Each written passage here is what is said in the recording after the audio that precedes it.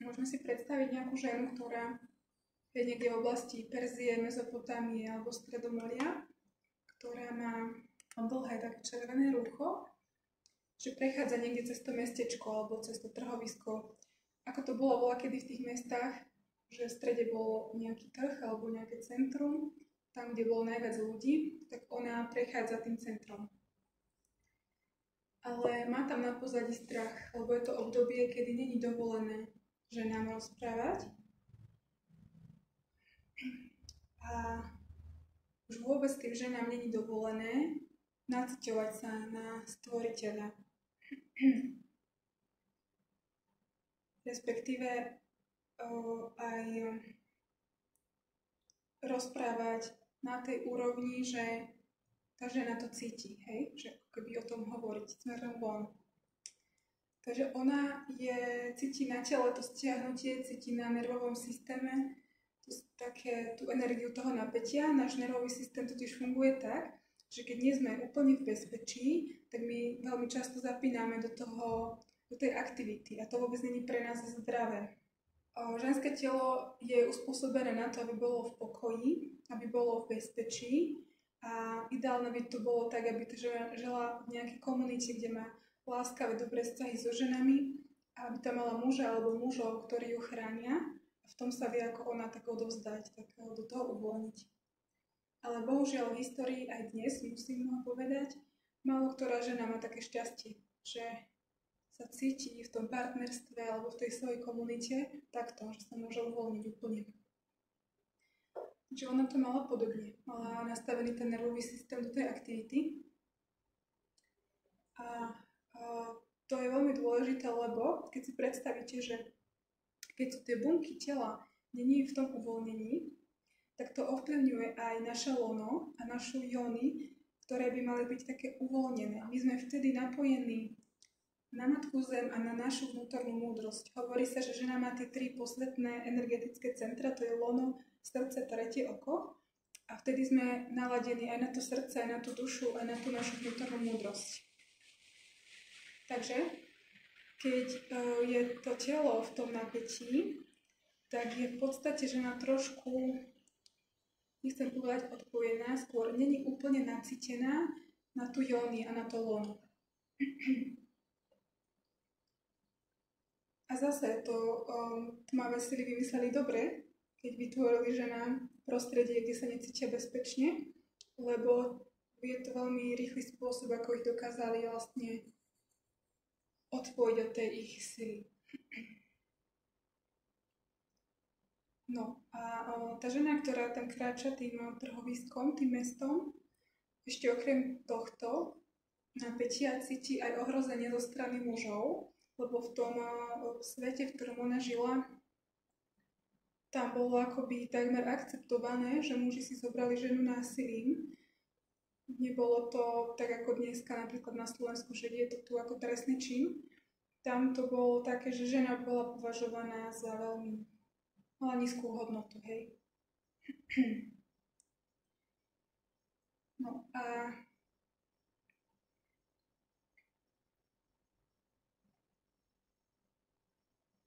tá žena cíti, že napriek všetkému, čo sa v tom svete deje, že chce byť naladená na seba, chce byť naladená na tú svoju spiritualitu, na tú svoju dušu. A tak sa rozhodne ísť buď do chrámu, alebo do lesa.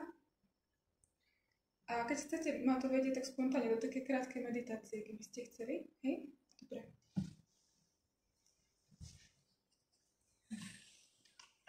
Komu je to príjemné, si môže zatvoriť očka. Ideálne, aby ste nemali prekryžené nôžky a opätky ako ja. A teda nechajte sa to v slobode, hej, že kdokoľvek môže mať otvorené oči. Dobre, takže môžeme sa nacítiť na tú ženu, ktorá prichádza tým mestom. Nemusíte sa obávať, aj keď sme hovorili o nepríjemnej situácii, vy ste v roli pozorovateľa. Ide nám o to teraz preliečiť telo, ktoré tam môže mať nejakú spomienku. A môžete si nacítiť tú túžbu tej ženy, napriek tej spoločnosti, byť nacítená na vlastnú spiritualitu. byť nacítená na vlastné svetlo, na vlastné srdce a napriek tomu, že jej ostatní hovoria, že ale ty nemôžeš sama si nacítiť spiritualitu. Ty na to potrebuješ buď chrám, alebo mužov, alebo niekoho, tak ona niekde vo vnútri, vo svojej duši cíti, že je to inak, že to nepatrí iba niekomu, ale všetci máme prístup k zdroju. A ona silne cíti tú svoju ženskú nádhernú energiu a cíti, že sa potrebuje očistiť od tých nánosov, tých spoločností a tých strachov, ktoré som predtým opísala, strachov z násilia od mužov, strachov z ponižovania, strachov z násilia z toho, že keď bude ženou, bude vo svojej sile, bude naladená, napojená na Matku Zem a na Stvoriteľa, že prídu muži, ktorí ju znásilnia, lebo počula veľmi veľa príbehov, komu sa to udialo.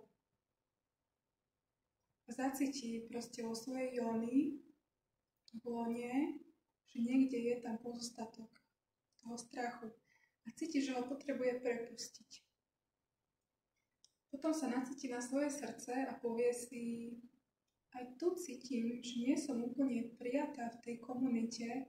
Sú tu ženy, ktoré sa celé obliekajú do čierneho, do čiernych šiat, do čiernych šatkov a sú celé skoro neviditeľné.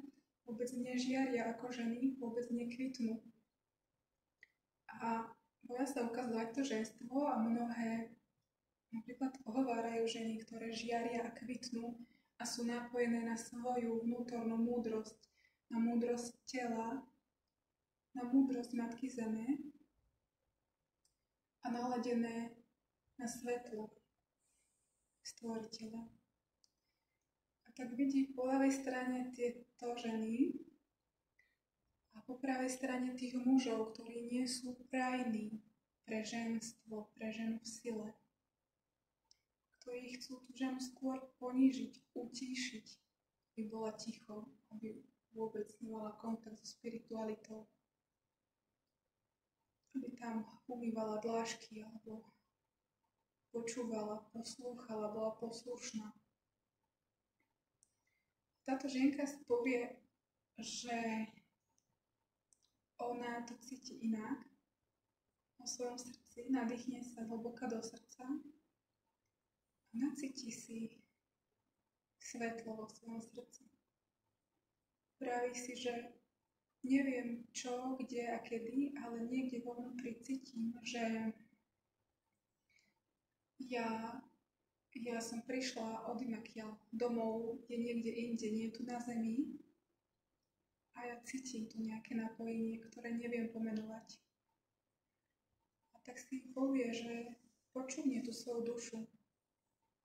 To jemné niečo, čo jej hovorí, že má ísť ďalej.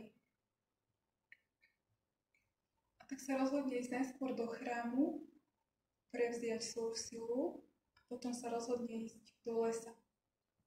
Najskôr vstúpi do chrámu. Má oblečené tie červené šaty alebo červené rúcho a na hlave červený šátok a rozhodne sa prevziať si svoju silu a svoju možnosť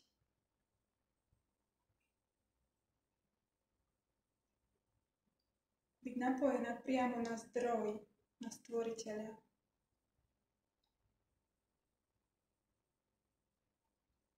A urobí takú vec, že si to tam dovolí. To, čo si nikto tam nikdy nedovolil. Tam si nedovolila vstúpiť žena sama, bez iných žien a bez vedúceho muža, ktorý viedol modlitby. A ona sa postaví do stredu chrámu.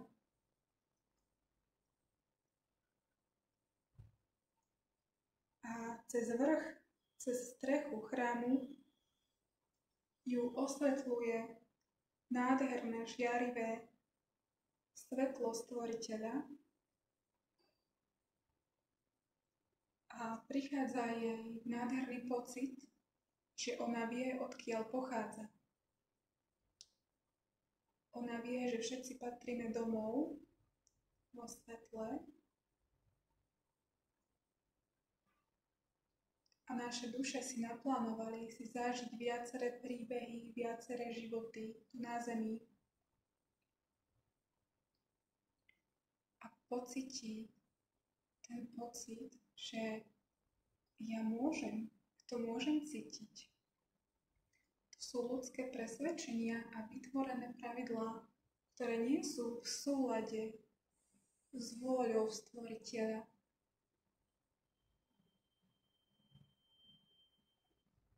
Zrazu pocíti tú slobodu a to, že môže, a zrazu pocíti, že nemá nad sebou žiadnu autoritu, žiadnu moc. Lebo to, čo tvrdia tí muži, tí ľudia v tej dedine a tie ženy, je iba vytvorené v spoločnosti cez rozum, cez racionalitu a cez túžbu po moci. Zrazu uzrie tú pravdu, že neexistuje autorita nad ňou, iba Stvoriteľ.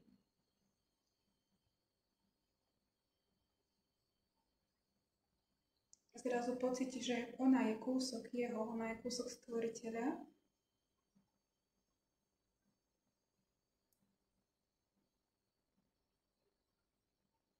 Na chvíľku si vyzlečie šaty v tom chráme, zostane nahá a prechádza cez ňu svetlo. Cez temeno sa vlieva do krčnej čakry, do srdca, do 3. čakry 2 cm nad pupkom, do oblasti žalúdka. Potom sa svetlo vlieva do 2. čakry 2 cm pod pupkom, do oblasti lona. A nakoniec svetlo prechádza až do koreňovej čakry, ktorá je v oblasti hrádze.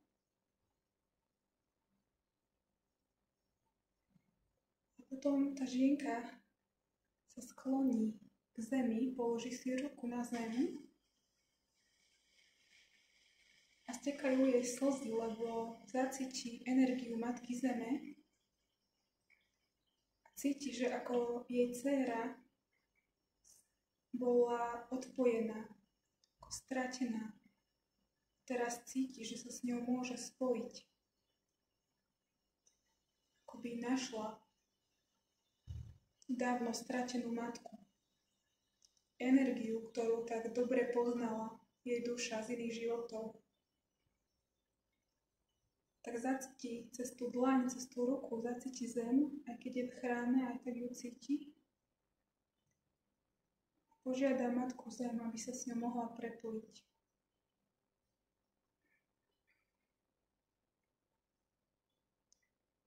A zrazu uvidí v strede Zeme prenádherné jadro,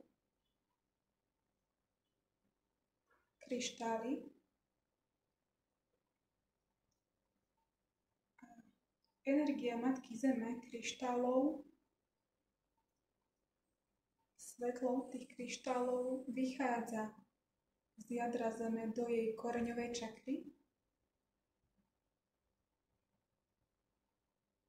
Veľmi pomaly vstupuje do jej tela, do jej 2. čakry, do lona, do 3. čakry a v srdci sa prelieva a spája sa so svetlom Stvoriteľa. A naplňa každú jej bunku.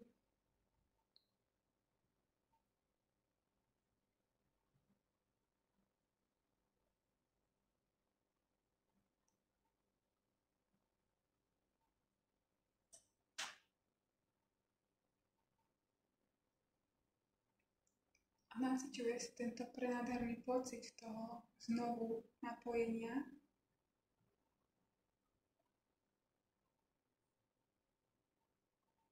Ako by sa vrátila k pradávnej pravde, o ktorej niekde vo vnútri vedela a celý život to nevedela pomenovať.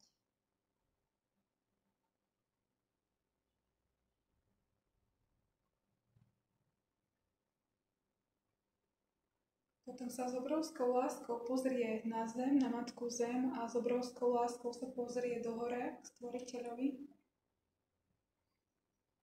a položí si ruky na srdce a poďakuje vlastnému telu, ktoré je tu v hmote a precíti si tú lásku sama voči vlastnému telu a poďakuje sa bunkám tela za to, že ju nesú po tejto zemi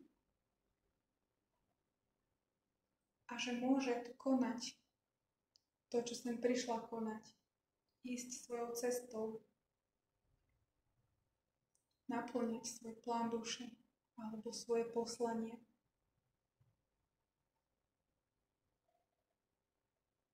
Cíti, ako z jej vlastného srdca jej vlastná láska sa prelieva do celého jej tela, do každej jej bunky.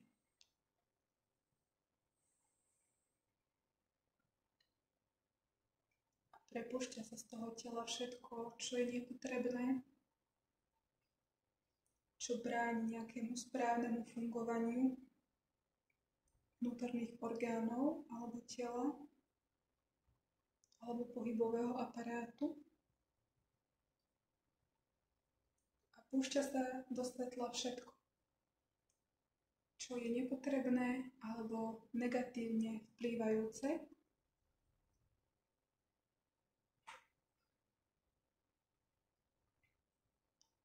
Aj z mentálnej roviny, myšlienok, emócií, presvedčení, postojov, ktoré sme nabrali, ktoré nabrala za celý život, alebo prebrala.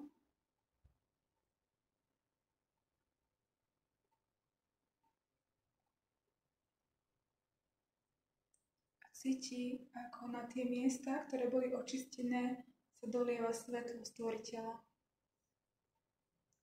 Sa zacelujú všetky rany a ako z tela odchádza tmavá energia z vnútorných orgánov preč a zaceluje sa to svetlom. Zalieva sa to svetlom.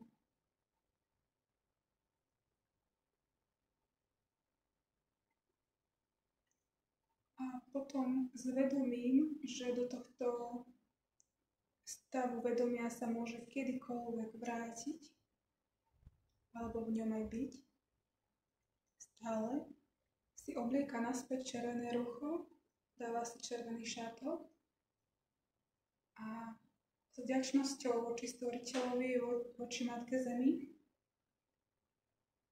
a voči sama sebe, voči vlastnej odvahe prevziať svoju silu nad svojim životom, vychádza z chrámu von a cíti, že potrebuje ísť do prírody, do lesa. A tak vychádza na čistinku, kde je prenádherné jazero. Je tam lagúna, kde je tak modrá voda, že vyzerá ako obloha. A ona cíti, že sa potrebuje očistiť a prepojiť sa s energiou živlov a Matky Zeme, tak si opäť vyzlieká rucho, ponorí sa celá do vody, aj hlavu a vlasy a naciťuje si energiu vody, zdravý živel vody, zdravý živel zeme, zdravý živel slnka, teda ohňa a zdravý živel vetra.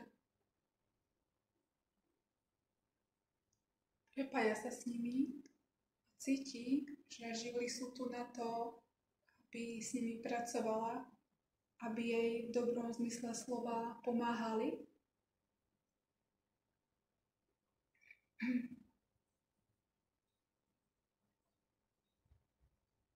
Prepája sa so zemou a cíti, ako jej zo srdca odchádzajú ešte pozostatky nejakej bolesti,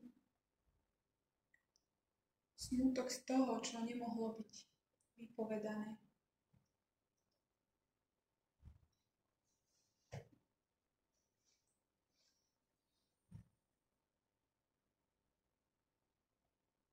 A potom taká očistená vychádza z lagúny von,